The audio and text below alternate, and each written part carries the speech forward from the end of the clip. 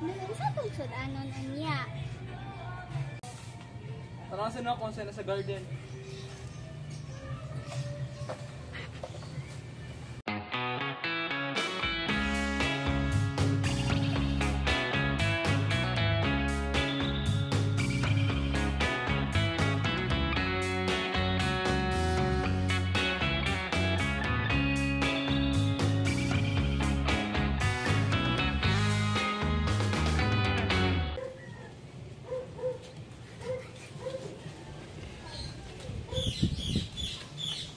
Ngayon, kailangan niyo papalit na ko Leo para sa tanon anya. Yan lang ha.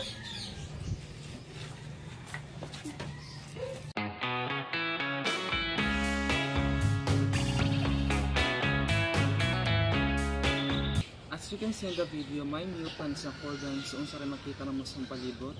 We are also taking advantage sa among gipang tanumari, which is ang kamunggay, kalabasa, saging, sili, or even kanang mga tanglad ng gipang tanong na mo diri. And also sa inyo kitang video na itlog dito kay akong papa nagbuhi og manok, which is nahimo na mo ka ng wala may sudan pwede rami mo check if nabay ng itlog bang manok. And also we are only taking advantage sa unsa nas palibot namo, and it's less cost. And also wala kang gasto kay kung sa makita na mo diri kay mura sa among isudan or pagkanon. And also it promotes as well nga kanang healthy living since mga nada sa makaliwat mga tanon nga among tanon.